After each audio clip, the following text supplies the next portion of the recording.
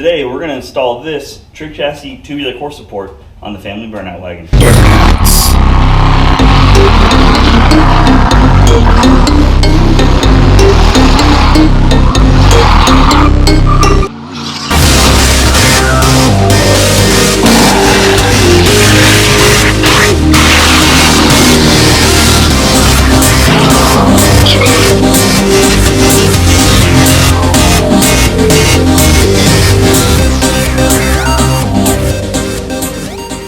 In this video, we're going to remove this core support and we're going to install a trick chassis tubular core support. I love you, Dad. I love you too. Remove these four 13mm bolts on each side of the car and you should be able to pull the bumper right off. Thanks Chevy for the 7mm stuff.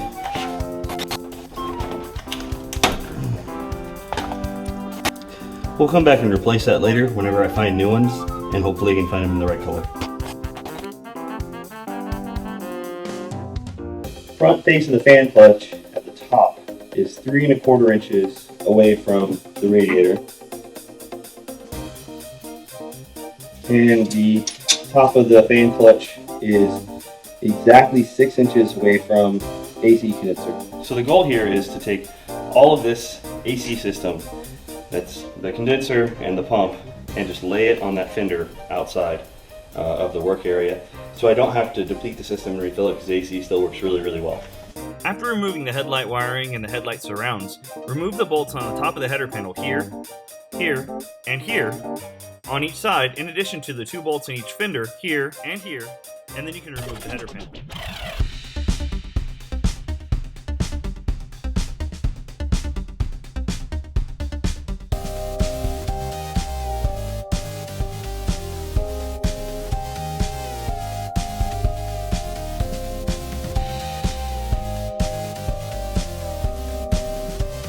So I've already removed the bolt that goes here, here, here, and here.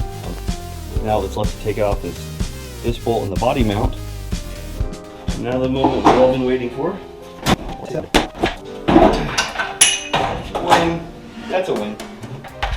Man, look at all that room for activities.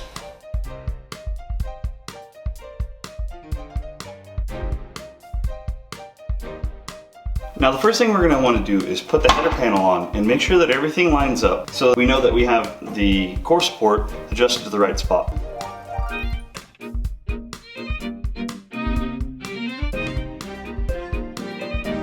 You may find it necessary to enlist some help when aligning the body panels. And I've lined up the body lines on this side and on the other side. In order to get the core support to fit in, I'm going to have to clearance just a little bit off this flange, a 1/2 inch or 1/4 inch on each side, so that this will now come all the way forward. Now that that's all clearanced, she slides right in. Now we'll move down to the lower mount.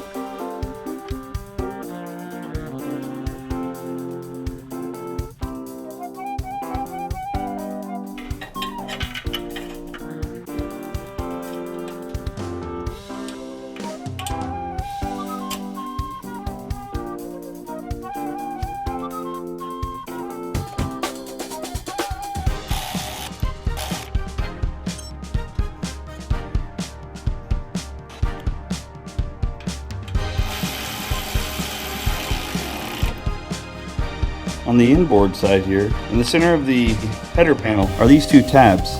You may have to drill a hole a little bit further forward to get it to fit into these slotted tabs, but there's plenty of meat there, so it's not really an issue at all.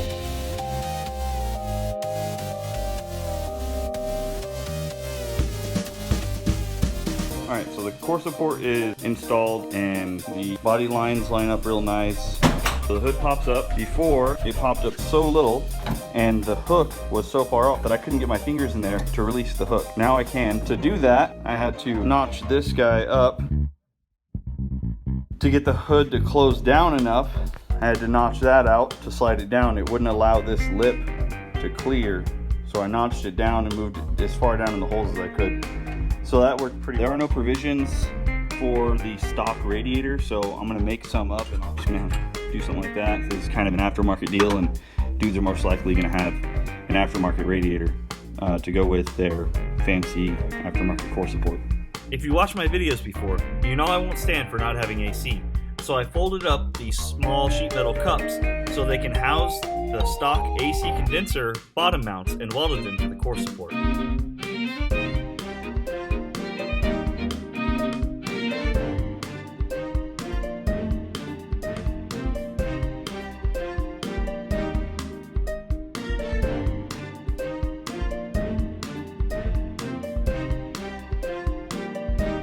The top of the AC condenser is just a simple little sheet metal bracket that I bent to the 90, and then I put one of these rib nuts in.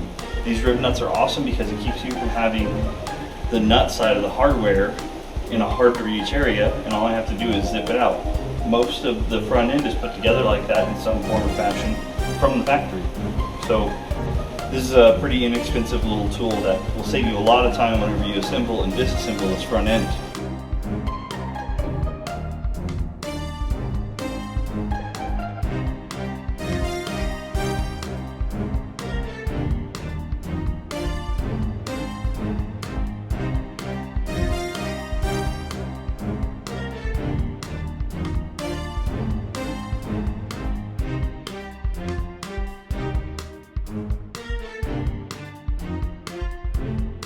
From Trick Chassis sends this little piece of anodized aluminum as the radiator hold, and I added a couple of bends to it, and I think it did a pretty good job of boogering up the nice paint that it came with. I added a couple of bends to compensate for the fact that my radiator sits really high for this core support, but the way it works is very simply hold your radiator back. It even supplies the hardware so that it looks like a nice clean install. Now this is great for any of you race car guys who are going to be at the track only, but I'm going to be driving in traffic in the middle of Las Vegas, so I need my fan shroud, so we're going to install that next. The next step was kind of unnecessary for the normal install of the Trick Chassis core support. That is to put this header panel in here so that I could attach the stock top radiator hold down in. The reason I wanted that is because the stock top radiator hold down is also the top of my fan shroud. The top of my fan shroud is where I routed my AC line, and since I drive around in the heat during the summertime, you know, in traffic and stuff like that, I definitely wanted to have a radiator shroud.